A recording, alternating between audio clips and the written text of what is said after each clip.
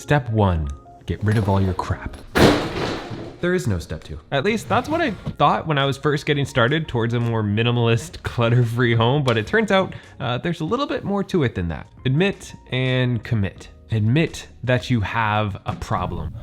I have a problem. And then once you've picked yourself up off the floor and you've gotten all the tears out, it's time to find out why you want to change. You know that you have too much stuff in your house and it's stressing you out and you can't have people over and you have all these problems. So why are you going to change? It's really important to make sure that you have a why behind it all, because if you don't, things are going to get hard and you'll probably end up quitting and it'll last like a weekend. So go for a walk, cry it out, do whatever you need to do, and find out what's your why behind all of this. For me, it was reducing stress and actually saving a lot of time and being way more productive just because everything was organized. But you got to find out, what is that reason for you? And then you need to commit to doing it. I think it's really important that you say this out loud, you tell your friends, you post on social media, you do something to say, I have this problem and I am committing to making it happen. Maybe it's enlisting a friend or family member to help you out, or committing to a schedule of decluttering for a couple hours every weekend or 10 minutes a day or whatever it is for you. A trick I like to use on myself is setting firm deadlines. So maybe commit to hosting a party that's 2 months away and you have to get your whole house decluttered before a bunch of people show up at your house. Deadlines are amazing motivation. It turns out it always takes exactly however long the deadline is. So set a deadline and it'll most likely happen by exactly the deadline if you really commit to it. And speaking of commitments, I am committed to making the best videos I possibly can for you guys. So if you're enjoying this so far, you're getting some value, feel free to subscribe. It is free.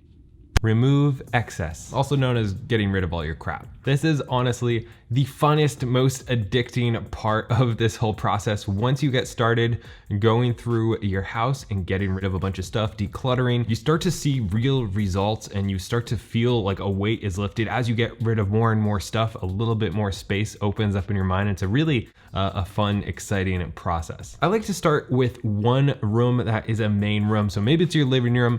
For me, it's a kitchen, because once the counters are clear and the tables are clear and everything's in its right spot, it's so peaceful to wake up in the morning, make your coffee, calmly sit there, and everything is neat and orderly and peaceful. And when you walk in the door, if it's the first thing you see is this nice peaceful home, you're going to want the rest of your home to match how that room makes you feel. So pick one room that you spend a lot of time in and really just attack that room, and then make sure that it stays that way so that it can give you motivation to do that to the rest of your house. Find a home for what you want to keep. It can be very tempting to try to reverse the order of these two, where you organize all your stuff first and then you declutter a little bit, but you don't really declutter all that much. But I think it's super important to get rid of a bunch of stuff first and then go through and start to organize everything that you do have and find a home for everything: your keys, your wallet, your books, your clothes. Everything has a home, and once it all has a place where it belongs, when you see it lying on the floor, you know exactly where to put it. And honestly, you won't leave stuff lying around as much if it has somewhere where it belongs. And this sounds simple, but it does take a little bit of thought and trial and error. You think it makes a lot of sense to organize a certain way, and it turns out that's just a horrible process for real everyday living. I personally like to use exposed shelving so that I make sure that I don't just shove a bunch of stuff in a closet or shove a bunch of stuff in a drawer. When it's exposed and you can see it, you're kind of forced to organize and keep only the essential things there. But whatever process works for you, take however long it takes and find a home for each thing that you own. Change your habits. This is another critical step to keeping your house looking the way you want it to look. As a very messy person, even when I didn't have a bunch of stuff, I would still leave it strewn about the house just because that is kind of the way I had lived. So it took me quite a while to actually change my habits. This could look like never leaving dishes in the sink and just having that be a rule, always addressing your paper clutter as soon as it comes in the door and creating a system on how you're going to deal with that. I love to have a 2 to 5 minute pickup or cleaning throughout the day, and then also last thing at night. So when I wake up in the morning,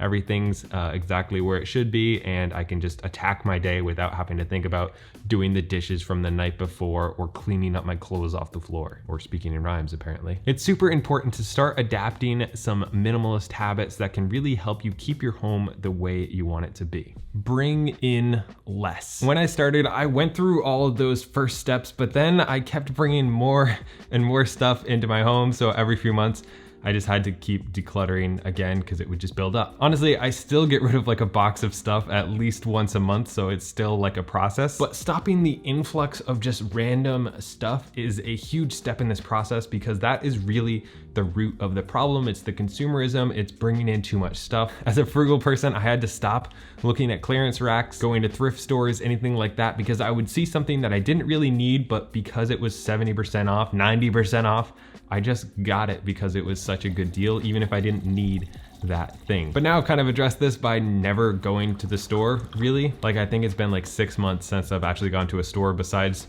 specific times where I go exactly for one item. I set a time limit, I go with somebody, I do whatever, so that I just get exactly what I need and I don't look around and shop for other stuff. You can also do this with online shopping and use something like the 7-day rule, where you're gonna leave it in your cart for a week before you actually check out and buy that item. A lot of times you go back and you look at it, you're like, I don't need this thing, and it's just like a day later.